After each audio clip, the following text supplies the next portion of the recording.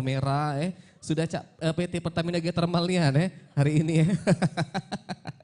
Oke, bagaimana nih Mbak Soimah, pasti sudah sering ya untuk liputan dari PT Mena Geothermal atau mungkin karena kesibukannya baru hari ini? Mungkin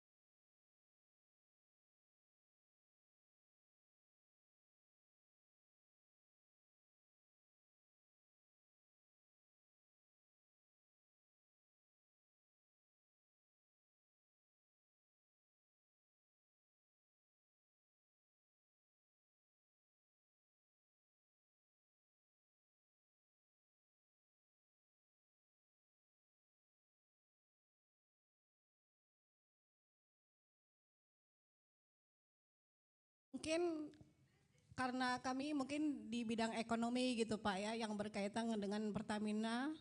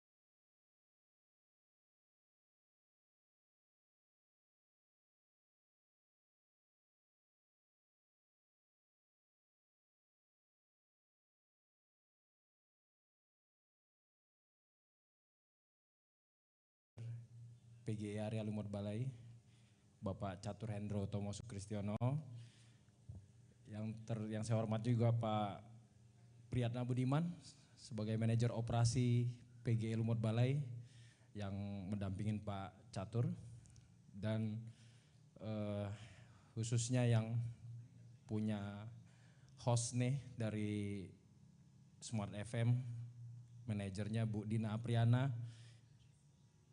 Salam hormat Bu. Segala puji bagi Allah Subhanahu wa taala yang telah memberikan nikmat dan juga kesehatan sehingga kita dapat berkumpul bersama pada kesempatan ini.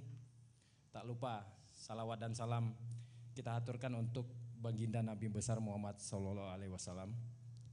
Para hadirin dan tamu undangan, mitra media yang saya hormati, pada kesempatan kali ini perkenalkan saya terlebih dahulu memperkenalkan kembali, saya Rian Dwi Gustrianda di PGI Lumut Balai sudah 2 tahun sebagai asisten manajer government dan public relation, dan di sini juga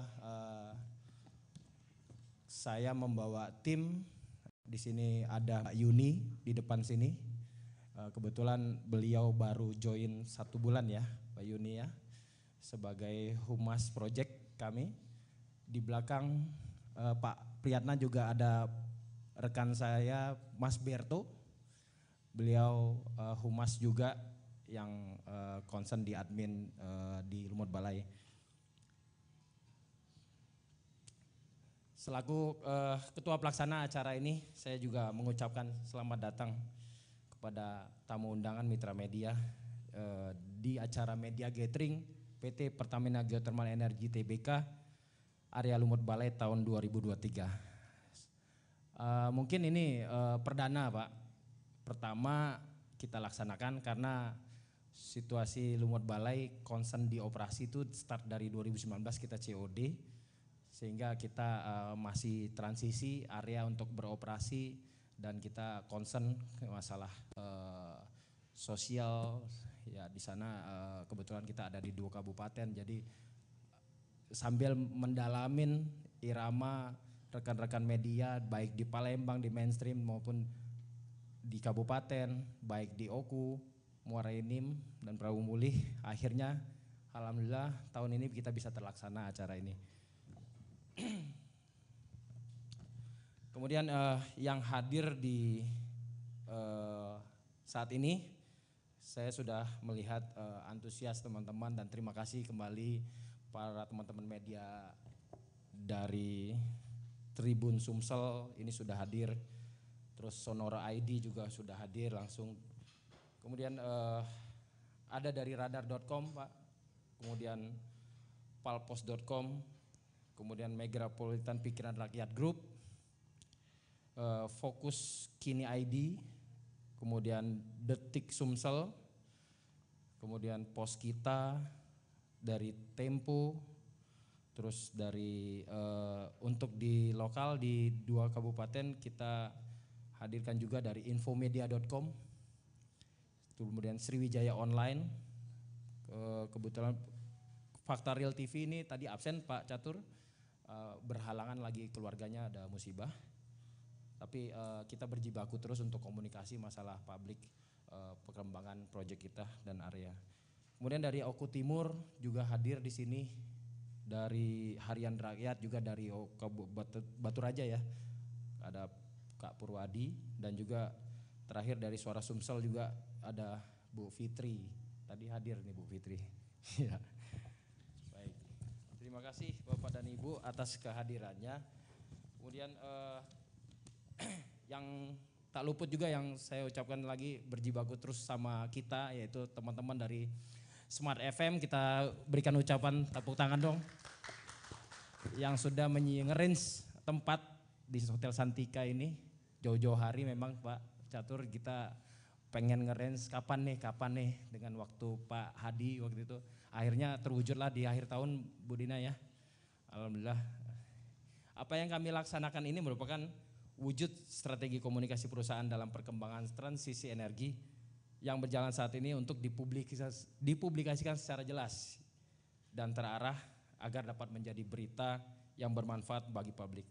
Dengan adanya pertemuan ini, saya berharap dapat membangun hubungan yang kuat dan bersinergi dengan rekan-rekan media dalam menjaring informasi-informasi dalam mengawal liputan pemberitaan berkualitas khususnya untuk perusahaan Pertamina Geothermal Energy Tbk ini.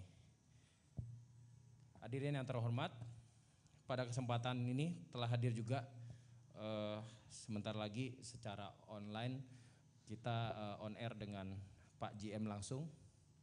Kita sempatkan waktu 1 jam, jadi sesuai dengan rundown. Jangan kemana-mana, sampai jam 3, teman-teman media yang baru datang, selamat datang dari Kompas TV, betul? Iya, selamat datang Ibu, Bapak. Jadi kita sambil mengikutin, kebetulan di sini sudah hadir Pak GM PGE Lumut Balai akan menjadi narasumber kita dalam on air acara ini, dalam talkshow mengenai panas bumi di Sumsel dengan tema inovasi berkelanjutan dan masa depan energi terbarukan. Tentunya pengenalan energi baru terbarukan ini merupakan produk PGE Lumut Balai yang berada di Semende Darat Laut, Kabupaten Muara Enim, Provinsi Sumatera Selatan. Dan kita ini sudah beroperasi dari 2019 dengan kapasitas 55 MW unit 1. Dan status saat ini kita sedang melakukan ekspansi untuk pengembangan unit kedua dengan kapasitas yang sama 55 MW. Dan dalam berjalan pengembangan energi bersih di Indonesia tentunya dapat menjadi amunisi pemberitaan positif bagi mitra media dalam menjalin hubungan baik dan mendukung keberlangsungan pengembangan PGE di Sumatera Selatan ke depan. Akhir kata, semoga acara ini dapat memberi manfaat pada kita semua dan sebagai pemahaman kita bersama tentang industri geotermal khususnya di Provinsi Sumatera Selatan, dan semoga kita diberikan rahmat olehnya, amin ya rabbal amin. Terima kasih atas kesempatan yang diberikan. Wabillahi taufiq wal hidayah. Wassalamualaikum warahmatullahi wabarakatuh. Waalaikumsalam warahmatullahi wabarakatuh. Tepuk tangan dong sekali lagi yang paling meriah. Terima kasih untuk Bapak Rian Dewi Gustrianda, Assistant Manager Government and Public Relations dari PT Pertamina Geothermal Energy. Tentunya tadi sudah memberikan informasi sedikit ya terkait pertemuan kita hari ini. Dan yang paling penting nanti sebentar lagi Bapak Ibu Anda bisa mendengarkan kita live dari Smart FM Palembang di 101,8 FM dan juga live YouTube dari Smart FM Palembang ya. Nanti kita akan bahas panas bumi di Sumatera Selatan dengan tema inovasi berkelanjutan dan masa depan energi terbarukan ya. Baik, kita akan langsung saja nanti tentunya Bapak Ibu sudah bisa menyimak dan siapa tahu nanti ada hadiah menarik untuk Anda yang nantinya bisa menjawab pertanyaan seputar acara kita untuk hari ini. Baik, kita akan langsung saja. Saya undang ini salah satu host yang nanti akan membantu acara talk show kita hari ini. Boleh kita iringi tepuk tangan yang paling meriah, kami undang untuk rekan saya. Ini ada Arya Yuliansa, tepuk tangan boleh Bapak Ibu. Dari kejauhan ini saya pikir ini Afgan ya. Tapi ini kenapa? 20 tahun kemudian Afgan ini. Baik, kami silakan.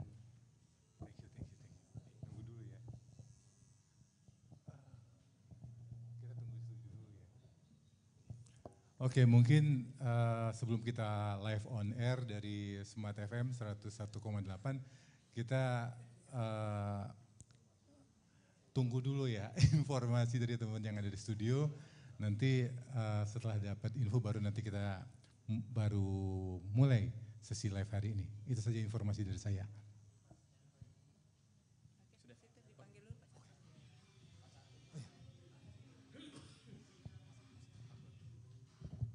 Baik, dan sebagai host kami undang tentunya untuk Bapak Arya Yuliansa dan kami undang yang terhormat, boleh kita iringi tepuk tangan yang paling meriah untuk Bapak Catur Hendro, General Manager dari Pertamina Energi Tbk Area Lumut Balai. Disilakan Bapak, kami persilakan untuk duduk dan juga kami persilakan untuk Bapak Arya untuk bisa membantu talk show kita untuk hari ini dalam media gathering PT Pertamina Geothermal Energy Area Lumut Balai dengan panas bumi di Sumatera Selatan dengan tema inovasi berkelanjutan dan masa depan energi terbarukan.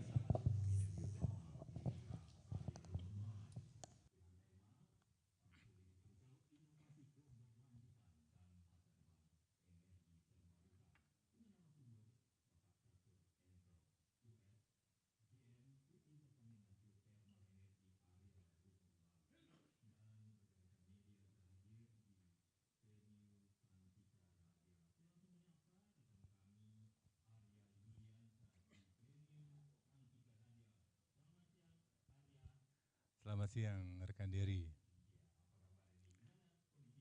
Iya, alhamdulillah. Baik, teman-teman di sini sudah hadir. Ya, siap.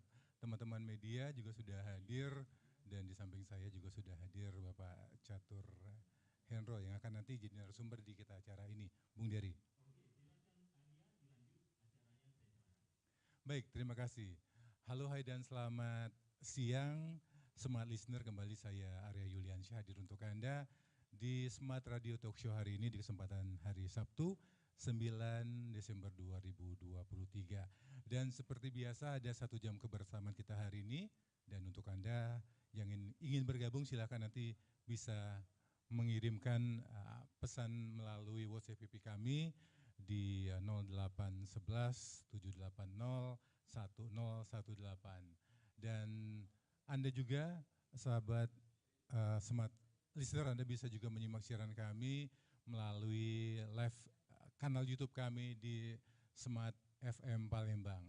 Baik, sebelum kita masuk ke perbincangan hari ini, saya sedikit reminder, mengingatkan Anda kembali ya, bahwa Indonesia punya karunia di mana Republik ini punya kandungan geotermal atau panas bumi yang luar biasa. Dan ini terjadi karena Indonesia berada di lintasan Pacific Ring of Fire atau cincin api Pasifik ya, yang tentunya punya potensi panas bumi yang luar biasa.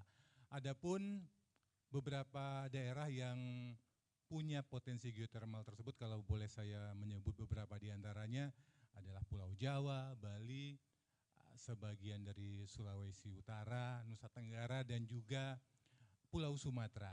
Nah, kalau kita bicara tentang Pulau Sumatera, alhamdulillah Sumatera Selatan ada tempat yang punya potensi geotermal yang bagus, yang berlokasi di Lumut Balai ya. Nah, terkait dengan obrolan kita hari ini ada 3 kata kunci yang akan kita bahas, yakni energi baru terbarukan, geotermal atau panas bumi, dan juga Lumut Balai. Terkait dengan hal tersebut, alhamdulillah sudah hadir bersama kita ada General Manager Pertamina Geothermal Energy, ada Bapak Catur Hendro Utomo. Benar Pak ya? Betul. Betul, siap. Beliau ini sebelumnya mungkin sedikit informasi pernah juga menjabat sebagai PJS di PJE Kamojang ya? Siap. Tahun berapa tuh Pak?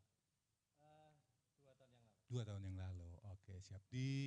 Berarti tahun 2019 sudah di Lumut Balai.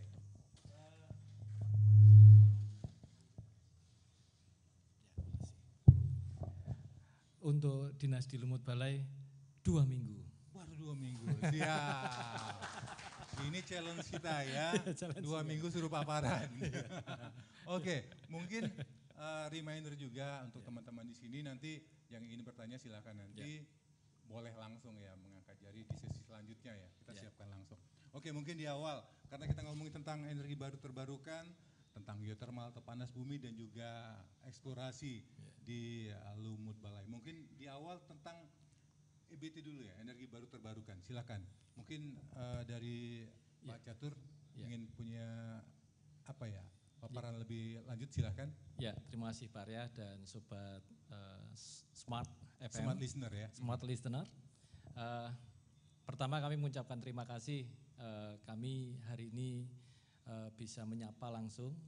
Ini bagian dari komitmen kami untuk terus mengedukasi terkait dengan EBT. EBT sangat penting bagi kita saat ini. Mengapa? Satu kunci aja, sustain. Ini kayaknya sederhana, tetapi kayaknya itu mempunyai makna. Mengapa? Berapa bulan yang lalu kita di mass media mendengar kalau kita mau jogging, kita mau running pakai masker. Bagi saya itu nggak asik itu, nggak asik. Kenapa? Karena ini sudah mengganggu kehidupan. Jadi mengapa EBT ke depan sangat penting? Itu karena memang ya kita harus berkelanjutan sehingga diawali dengan action saat ini. Kita bisa melihat potret NASA ya. kita bisa googling itu di media. Tahun 1800 warnanya itu biru. Kandungan oksigennya tinggi, CO-nya rendah. Setelah pasca revolusi industri di tahun 2000 itu menjadi coklat dan merah. Ini artinya bukan isu hanya Indonesia dan Sumatera, ini masyarakat global. Sehingga tersadar, sehingga mempunyai konsensus untuk merubah tata kelola. Memang ini adalah waktunya naik kelas. Setelah peristiwa industrialisasi, kemudian ada dampak-dampaknya, nah ini kita akan naik kelas untuk bagaimana kita melakukan synchronizing bahwa kita butuh energi, tapi energi yang bersih untuk anak cucu. Sehingga kita pun lari-lari udah nggak perlu pakai masker. Kemudian ya indeks kesehatan juga lebih bagus. Nah inilah mengapa ini kita harus bergerak menuju EPT. Itu hanya untuk satu kehidupan saat kita jogging. Bagaimana dengan alam? Kita tahu jika panas global 1,5 derajat saja, itu 0,5 meter, air itu naik. Bagaimana kehidupan laut? Bagaimana kehidupan yang ada di karang? Bagaimana 30 tahun ke depan? Kita bayangkan. Kemudian bagaimana kalau panas dengan perkebunan? Bagaimana dengan pertanian? Sehingga kita simpulkan ini ada satu kunci terkait dengan climate change yang harus direspon oleh EPT. Itu awal dulu Pak Arya. Awal dulu ya, teasernya seperti itu ya. Iya. Berarti walaupun mungkin awal, mungkin ada penjelasan lanjutan nih dari Iya. Pak Catur. Ya, dengan kata kunci sustain tadi, itu ada beberapa faktor yang saat ini didengungkan oleh semua negara, yaitu sustainable. Jadi berkelanjutan. Kita lihat ada SDG di sana. Kita lihat ada interaksi SDG antara sosial, kemudian ekonomi, kemudian environment. Bagaimana 3 constraint ini bisa hidup berdampingan. Kata kuncinya climate change. Nah, dari turunan ini kita lihat ya, beberapa bulan yang lalu kita menjadi hostnya G20. Nah, dalam G20 itu ada konsensus juga terkait dengan climate change. Nah, dari climate change action yang akan dilaksanakan oleh semua negara, pemerintah sudah berkomitmen. Bagaimana 2060 kita harus menurunkan emisi kita sampai level 93% dari kondisi saat ini. Sampai nanti setiap tahun ini kita akan melakukan decreasing emission. Ya, kita tahu ada beberapa skenario dari beberapa negara itu juga menjadi komitmen, ada beberapa skenario agresif dan normatifnya. Kita punya target sampai 2030 itu turun sekitar 380. Kemudian agresif menjadi 400. Apa sih sebenarnya ini meaningnya buat kita? Ini ada beberapa step yang harus benar-benar dijalankan. Karena memang ini kita di kondisi keniscayaan. Mau nggak mau, suka nggak suka, ini harus. Jadi untuk sustainability ini basisnya adalah SDG. SDG di point of energi kita harus punya energi yang low carbon. Saat ini kita dengungkan, kita mendengar di media bagaimana kendaraan listrik, bagaimana sel surya, bagaimana bioenergi, biomass energy, kemudian juga kelautan, itu ada ombak. Ini memang dalam rangka bauran untuk semakin transisi dari fosil itu menuju ke EPTKI. Karena fosil kita tahu dalam mata pelajaran masa kecil ya, bahwa itu adalah sumber energi yang tidak bisa diperbarui. Kalau ini akhirnya kita akan lompat menjadi energi yang bisa diperbarui. Jadi kita harapkan nanti ke depan transisi ini bisa berjalan dengan smooth sehingga ujungnya adalah sustainable. Oke, berarti kalau mau lompat perlu akselerasi ya? Betul sekali. Siap. Tadi sempat diomongin tentang energi baru terbarukan. Salah satunya ada solar, hydro ya, air. Dan juga yang lagi ramai sekarang tentang geothermal. Mungkin diinfokan juga nih ke teman-teman media yang ada di sini, juga kepada smart listener. Mungkin definisi geothermal atau panas bumi versinya Pak Catur apa nih? Ya. Ada dua suku kata, geo dan thermal. Betul. Itu selesai sebenarnya. Geo artinya ya bumi sendiri, thermal itu ya bumi itu sendiri. Jadi artinya panas yang terkandung di dalam bumi. Ini sebenarnya anugerah. Memang di balik bencana ada hikmah. Betul. Ya, kita negara Ring of Fire disampaikan Pak Arya tadi pasti mostly akan gempa. Di balik itu ternyata kita punya energi tersimpan. Ini yang perlu kita ekstrak. Dan sebagai informasi, geothermal cadangan di dunia ini 40%-nya itu di dunia, itu adalah di Indonesia. Di Indonesia, 40%-nya Di Indonesia, ya? 40%-nya. Dan 40%-nya itu sudah dieksplor atau seperti apa nih di Indonesia? Ya, untuk panas bumi secara dunia kita cukup dan harus berbangga hati. Panas bumi posisi Indonesia itu nomor 2 di dunia. Nomor 2 ya. Nomor 2 di dunia, di bawah Amerika. Nah, dalam konteks sustainable, kemudian konteks SDG, kemudian ada agreement untuk emission tadi, ini menjadi ramuan untuk melompat tadi. Betul. Nah, untuk melompat targetnya dalam kurun waktu tidak lama, mohon doa dan supportnya Indonesia nomor 1. Siap. Mungkin boleh tepuk tangan ya teman-teman media yang ada di sini. Oke, tapi ini menarik. Kita bakal ngomongin lagi terkait dengan potensi ya. Potensi Indonesia, potensi Sumatera Selatan juga. Siap. Di Lumut Balai ya. Tapi mungkin kita informasikan juga sekali lagi ke smart listener untuk Anda, silakan nanti bergabung untuk bertanya-tanya terkait tema kita hari ini. Silakan Anda bisa berkirimkan pesan Anda via WhatsApp PP kami di 0811 780 1018. Ya. Pak Chandra kita break dulu ya. Oh, Siap. sorry, Pak Catur kita break dulu ya. Dan smart listener kami akan kembali lagi setelah kita simak dulu ada beberapa commercial break berikut ini untuk Anda. Silakan rekan diri.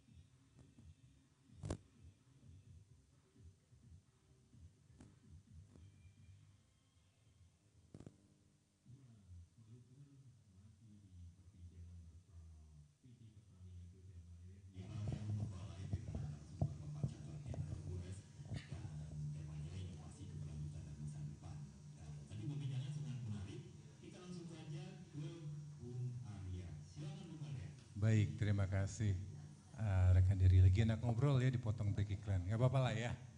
Oke, Smart Listener, kita lanjut lagi obrolan kita hari ini di Smart Radio Talk di edisi 9 Desember 2023. Kita masih ngomongin tentang panas bumi di Sumatera Selatan, inovasi berkelanjutan dan masa depan energi terbarukan. Tadi di review di segmen pertama kita ngobrolin tentang energi baru terbarukan dan juga sedikit ya tentang geothermal yang ada di Indonesia. Sebelum kita ngobrol tentang potensi geothermal yang ada di Sumatera Selatan, mungkin Pak Catur, sebelum ke sana kita ngomong tentang Indonesia dulu ya, overview ya, karena mungkin sebagai negara nomor 2 ya, dengan potensi geothermal besar, mungkin boleh diinformasikan ke Smart Listener, seperti apa potensi yang ada di Indonesia itu untuk geothermal, silakan. Ya, terima kasih. Kita tadi menyampaikan bahwa cadangan panas bumi adalah ring of fire. Ring of fire dari Sumatera sampai Jawa Barat, kemudian naik ke Sulawesi dan lanjut ke Filipina. Itu ring fire Pasifik kita. Tapi bukan berarti yang di luar itu tidak ada. Itu tetap ada, tapi sifatnya tidak sebesar ring of fire. Nah, untuk keseluruhan wilayah itu sudah diidentifikasi oleh Kementerian ISDM ya. Ada 7 sampai 8 itu pulau terbesar yang mempunyai cadangan. Dan cadangannya itu ada 361 titik yang potensi sumber panas bumi. 361. Kemudian totalnya adalah 23.000 gigawatt. Nah, 23.000 gigawatt dan 361 titik tadi Sumatera nomor 1. Ada 104 titik itu menjadi potensi panas bumi yang harus ke depan lebih dieksplor. Ya. Ratusan ya? Ratusan, juara 1. Juara 1. Sumatera. Oke, kalau di breakdown lagi daerah mana saja tuh Ya. Pak Catur? Ya, Sumatera kalau kita berbicara dari sumber panas bumi, kita mengetahui Bukit Barisan. Jadi sepanjang ujung dan ujung itu ada.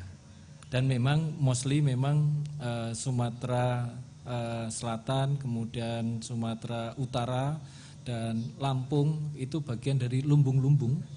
Itu yang sudah disurvei, kemudian sudah ada kajian. Tapi bukan berarti nilai ini tetap. Jika memang dalam tahapan eksplorasi nanti ada data baru, kemudian juga dilakukan pengeboran manifest juga dapat kalkulatif yang baru, sehingga bisa aja data ini dinamik. Jadi dari baseline 23 giga ini bisa jadi dengan maturity, eksplorasi, eksploitasi dan pengembangan itu akan terus growth. Karena memang panas bumi karakternya seperti itu. Bukan berarti ini 23 ini harga mati, tidak. Ini bisa dinamik ini. Bisa naik, bisa turun berbasis dari akurasi data, banyaknya data dan fenomena dalam proses pengoperasian. Gitu. Siap, Saudara siap, ya. siap.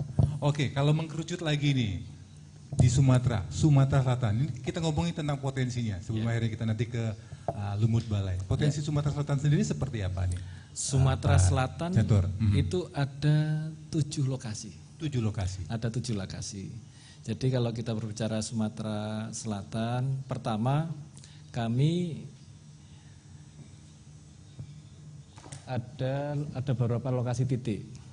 Yang pertama terkait kapasitas yang terbukti. Kapasitas terbukti ini kita sudah di 146. Jadi ada kapasitas yang kita kembangkan sendiri dan ada rekan kami dari Supreme Energy ya, itu sudah membuktikan kapasitas terbukti.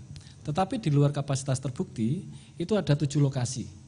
Dari data Kementerian ISDM kita sampaikan ya, di situ ada Tanjung Sakti, Rantau Dadap yang saat ini sudah terbukti, kemudian juga Lumut Balai kita sudah terbukti 110, tetapi kita baru membangkitkan 55, sehingga tadi disampaikan saat ini kita ekspansi ke unit 2. Begitu juga ada Ulu Danau Margabayur, Wais Labung, dan Lawang. Jadi total sumber daya kita untuk Sumatera Selatan kalau staging eksplorasi itu ada yang sifatnya spekulatif. Spekulatif ini baru kajian geologi dan geokemis. Kemudian maju lagi lebih accurate dengan melakukan GGG atau 3G. Kalau teman-teman subsurface terbiasa istilah ini, itu 230 megawatt. Kemudian probable, status probable itu 365, terduga itu 221, dan terbukti 202. Dan terpasang 146. Artinya di depan mata dari 202 sampai 146 depan mata harusnya dapat. Karena apa? Uapnya sudah ada, energinya sudah ada, tinggal konstruk pembangkit.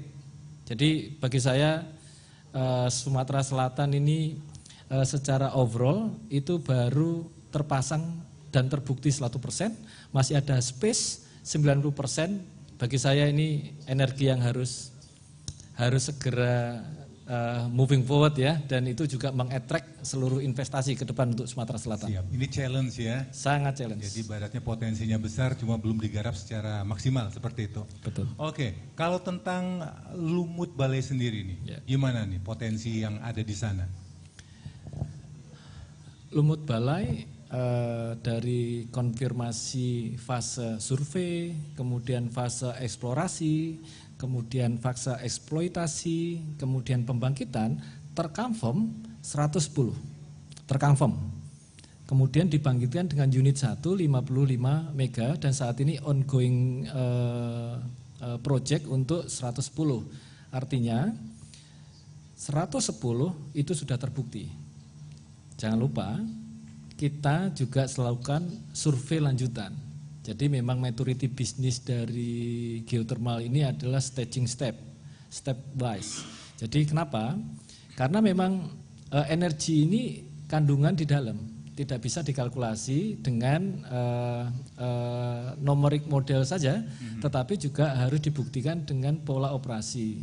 Sehingga nanti kita lihat dari pengukuran-pengukuran ini apakah bisa step out, cadangan probable-nya lebih besar, ini growing by doing. Jadi saat ini 110, kemudian dari setahun, 2 tahun, 3 tahun, nanti kita lihat ada data, kemudian kita ambil survei GGG, ternyata step out. Nah, power density per area ini bisa meningkatkan kapasitas ke depan. Artinya kita punya space tinggi. Tadi kita sampaikan 90% itu kita masih punya playing around ini untuk melakukan peningkatan kapasitas panas bumi. Jadi ini menurut saya sangat menjanjikan ya untuk ke depan, untuk perkembangan Lumut Balai itu sendiri. Oke, kalau berbicara tentang geothermal atau energi panas bumi, mungkin dalam tanda kutip kan masih terlalu awam ya. Masih banyak yang belum ngeh tentang energi ini. Mungkin bisa memberikan Pak Catur boleh memberikan gambaran, membuka mindset kita. Ini pemanfaatannya seperti apa sih geothermal atau panas bumi ini? Ya, terima kasih Bung Arya. Panas bumi sebenarnya itu dekat dengan kehidupan kita sehari-hari. Kalau kita masak air di ketel, itulah panas bumi. Jadi mungkin ada ilustrasi ketel ini. Api itu dari perut bumi. Kemudian masalah ketel itu adalah batu-batuannya. Kemudian ada air di jauh di dalam itu sekitar 2000 meter, 3000 meter itu terjebak di dalam rongga kerak bumi di bawah. Itu ngumpul. Nah, ini yang diekstrak ke atas melalui pengeboran. Jadi kalau umpamanya ada ketel, ini kan ada untuk yang menuangkan ke gelas itu ya. Inilah jalur dari pengeboran tadi. Kita bisa mengekstrak uap, kita bisa mengekstrak airnya. Yang penting ada panas. Karena di dalam panas teori fisika mempunyai entalpi. Nah, entalpi inilah yang akan kita naikkan ke atas, kemudian kita memutar turbin. Dari turbin itu terkoneksi dengan generator, kemudian itulah kita bisa produk listrik. Dan jangan lupa, yang kita ekstrak dari bawah itu kita kembalikan ke bawah. Makanya ada istilah sustainable dan green energy, karena itu dari bawah kita kembalikan bawah, dari bumi kita kembalikan ke bumi, sehingga bisa dikatakan zero waste. Ya, inilah keunggulan panas bumi, teknologi yang yang ramah lingkungan, dan karena dari bumi, karena dari alam, kita berbicara low emission. Oke, jadi ibaratnya panas bumi ini tingkat residunya kecil banget gitu ya? Sangat kecil, bisa zero dengan teknologi baru. Wah, menarik ya. Oke, sedikit lagi tentang eksplorasi di Lumut Balai. Dari 55 megawatt yang dihasilkan ya, itu akhirnya didistribusikan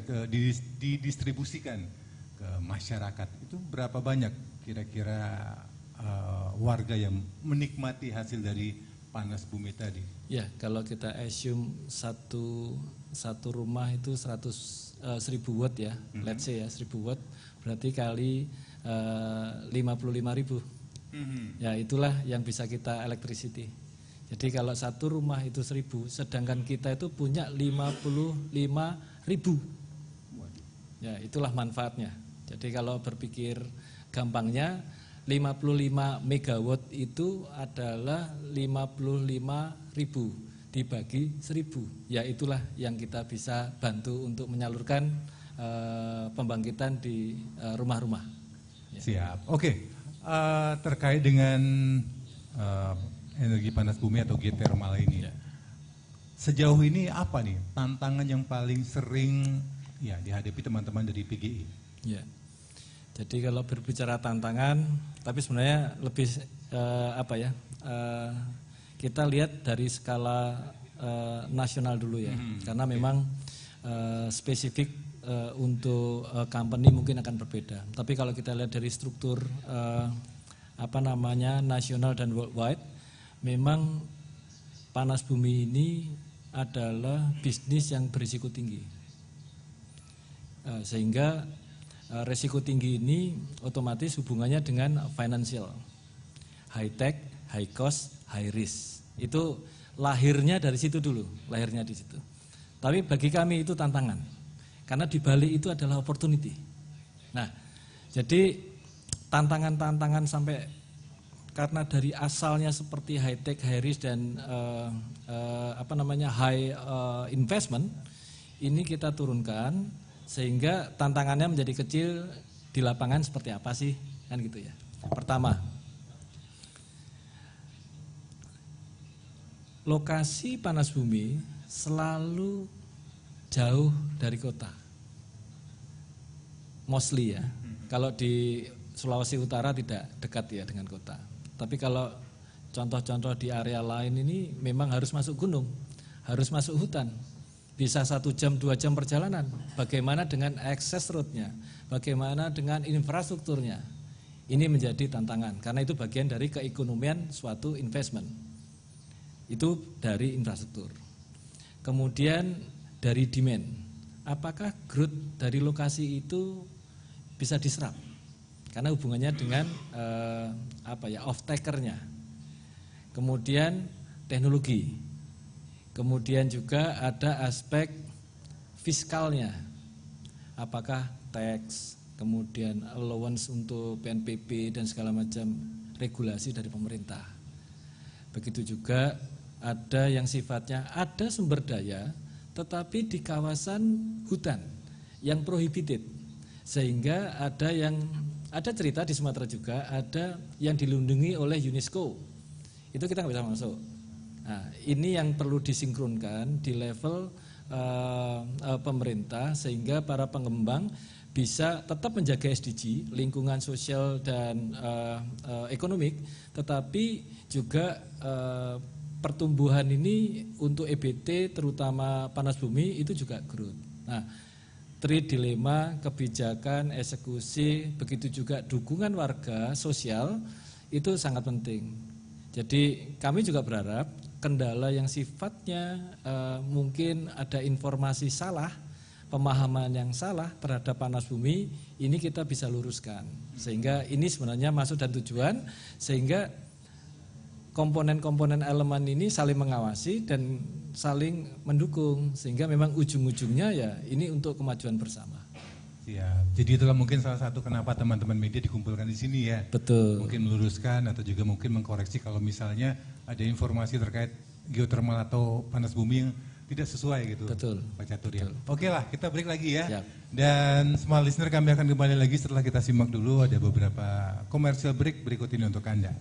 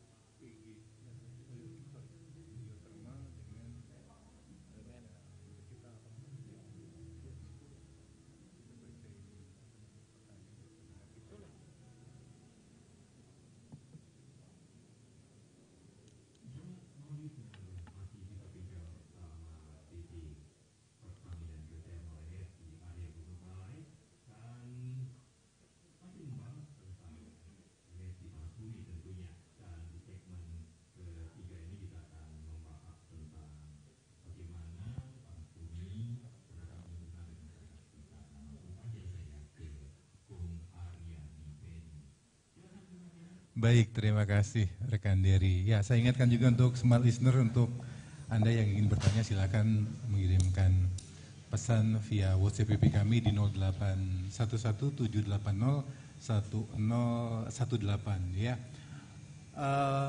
Langsung ke Mas Catur terkait dengan apa ya, perlibatan atau keterlibatan masyarakat atau warga sekitar terkait dengan eksplorasi yang ada di Lumut Balai. Ini Pertamina Geothermal Energy menyikapinya seperti apa nih? Ya, terima kasih Bung Arya dan smart listeners. PG dalam proses operasional itu platformnya sama, yaitu SDG juga. S itu adalah sosial. Jadi kita sangat memperhatikan terkait dengan aspek sosial dalam operasionalnya. Mengapa? Karena memang untuk sistem kita harus berbarengan, maju bersama ya dengan kondisi sosial. Jadi terkait dengan proses pertama survei, sebelum eksplorasi tahapan adalah survei. Kita sederhana aja Bung Arya, yang tahu lokasi kan warga. Betul. Yang tahu titik satelit kami. Kita dari awal sudah kolaborasi. Bagaimana masuk hutan, bagaimana menempuh titik itu pasti mengajak warga, itu dari survei. Berikutnya saat fase eksplorasi, ditandai dengan adanya pengeboran. Bagaimana kita bisa masukkan rig tanpa ada bantuan warga, kita melibatkan. Dalam proses pengeboran, kita juga melibatkan warga, UMKM pasti bergerak. Begitu juga untuk tenaga-tenaga pekerjanya. Itu kita libatkan. Dan sebagai informasi sampai sekarang, dari kita melewati fase survei, kemudian fase eksplorasi, dan fase operasional, 97% itu warga lokal. Itu lokal, itu komitmen. Dan sudah terlaksana di unit 1. Ini akan growth kembali dengan adanya EPCC, otomatis akan menyerap tenaga-tenaga lokal. Walaupun di dalam suatu proyek pasti ada proses manpower planning ya. Jadi kalau best practice di EPCC Panas Bumi itu saat the peaknya itu sekitar 1000 sampai 1300 itu keserap di saat fase konstruksi. Kami harap ini juga bagian dari momentum ya untuk merolling ekonomi. Begitu juga nanti fase pasca operasi selesai tidak hanya labor aja. Kita untuk sistem selain sosial kita juga menjalankan pentahelik. Dalam menjalankan operasional kami juga bekerja sama dengan universitas terdekat. Nah, ini juga menjadi bagian pentahelik kami dalam proses operasional, sehingga labor dari mohon maaf ya dari helper sampai profesor pun juga kita engage. Inilah keberadaan kami memberi kemanfaatan untuk operasional dan pemerintah, kemudian kaum akademisi dan warga. Oke, artinya warga atau masyarakat sekitar dilibatkan. Dilibatkan. Siap. Kita beralih dulu ya ke pertanyaan yang dikirimkan oleh smart listener di kanal YouTube kita ya. Oke, selamat siang untuk Bung Andi Sunardi. Pertanyaannya, apakah energi panas bumi tersedia cukup untuk semua orang? Silakan. Ya, terima kasih. Untuk urusan energi di negara ini ada Dewan Energi Nasional. Kalau berbicara panas bumi, tadi kita sampaikan karakteristik panas bumi adalah localized. Bagaimana dengan Papua? Bagaimana dengan yang tidak ada energi panas bumi? Sehingga energi mix dalam bentuk RUEN itu sudah ditetapkan oleh pemerintah. Jadi dapat kita jelaskan ya, untuk kebutuhan energi itu dari 2017, growth 2025 dan 2050 dengan asumsi pertumbuhan ekonomi common itu menyerap sampai tahun 2050 itu 443 gigawatt baru. Jadi memang tidak hanya sekedar panas bumi, tetapi memang ini harus bahu-membahu untuk semua energi localized yang di-optimize. Contoh umpamanya di sini umpamanya ada batu bara. Begitu juga untuk teman-teman yang ada di Kalimantan. Kalau kita bicara total, panas bumi tadi kita sebutkan 23.000 gigawatt. Sedangkan nasional energi kita itu masih di 35. Kita masih punya gap. Gap ini yang akan disubstitute dengan sumber energi yang lain. Jadi memang ini bauran-bauran energi inilah yang sebenarnya memang harus di-optimize. Jadi kalau untuk panas bumi, untuk seluruh Indonesia kurang ya. Oke, untuk Bung Andi terima kasih ya, itu tadi jawaban dari Mas Catur. Berikut ke pertanyaan selanjutnya dari Mbak Indri ya, apakah sumber energi panas bumi sangat berpotensi untuk dikembangkan di Indonesia dan apa saja source-nya, sumbernya ya? Gimana nih? Ya, dalam proses pengembangan panas bumi otomatis pertama yang menjadi fundamental adalah keakurasan data. Bisa dikembangkan. Tadi ada beberapa step ya, dari spekulatif sampai terbukti. Ini ada step-stepnya. Tadi disampaikan bahwa ada high investment, otomatis kita harus menyiapkan funding. Selama ini yang funding itu dari pemerintah bisa, dari pihak swasta bisa, dari World Bank bisa, dari B2B bisa, dari G2G bisa. Instrumen-instrumen ini dikomandoi oleh Kementerian Keuangan dengan kebijakan fiskal. Dari resources yang ada, yang dari survei-survei yang ada, itu digolongkan. Jika sampai sudah probable, itu layak untuk diteruskan.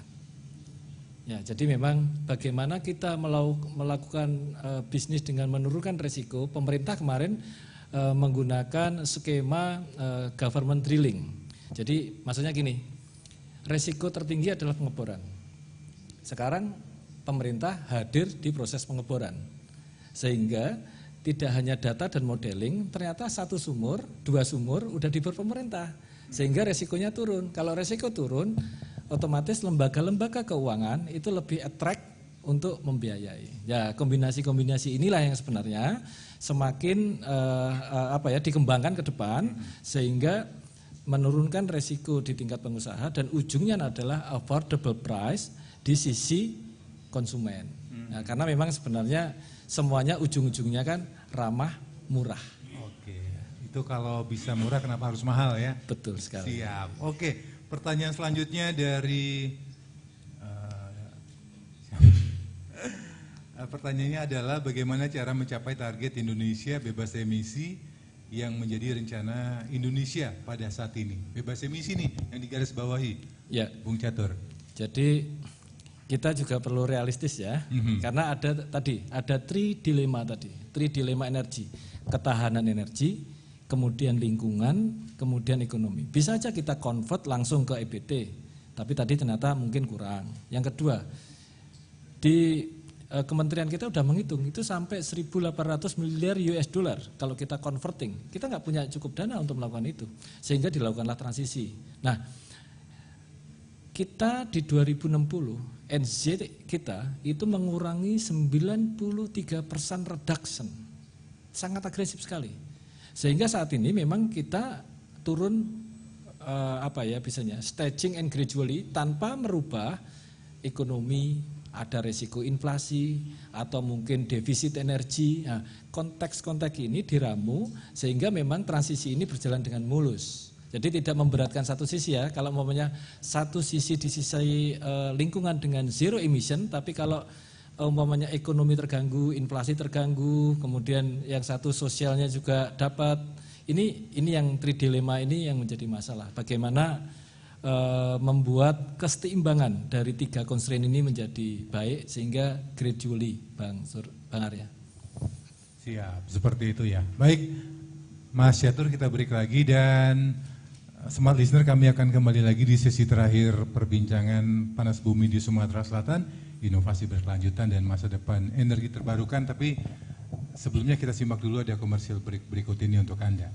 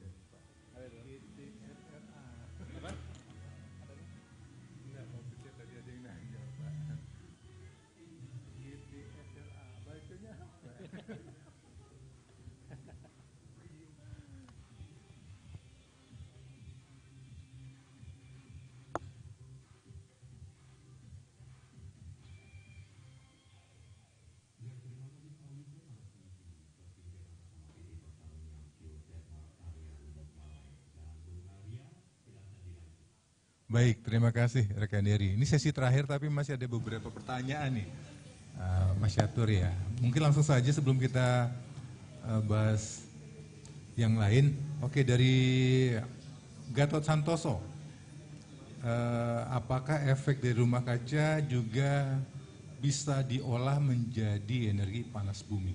Gimana nih? Silakan.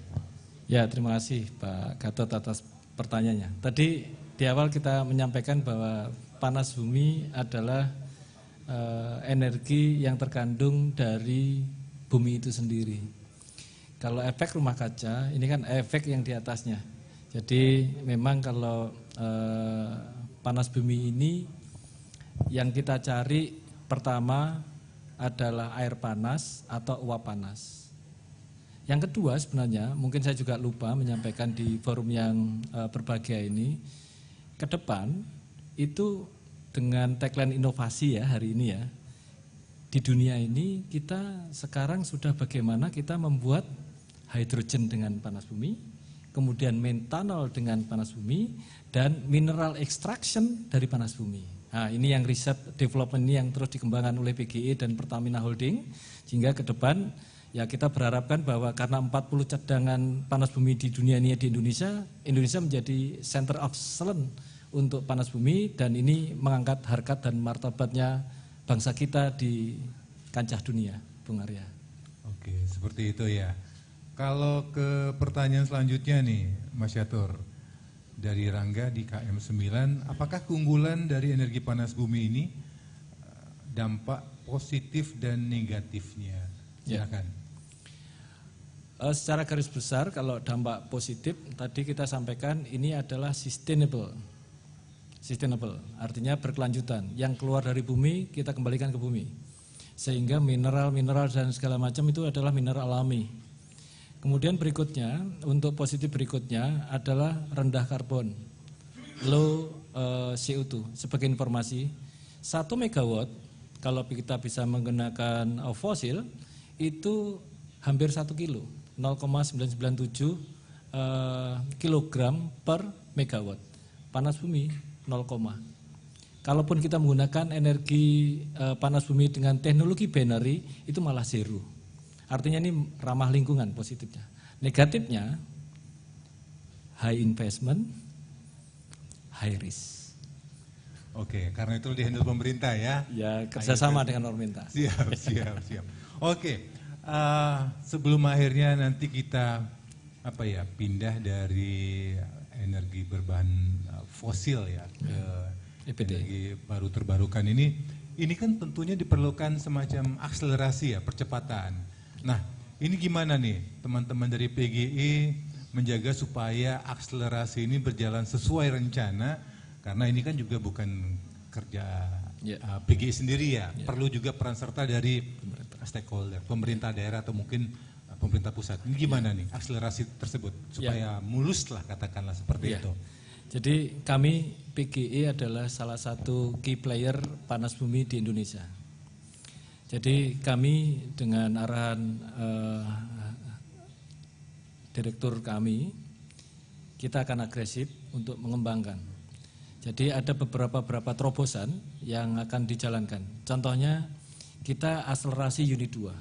Unit 2 ini on stream, insya Allah mohon doa dan supportnya akhir tahun depan atau awal 2025. Setelah itu kita akan memanfaatkan akses energi yang ada tanpa pengeboran.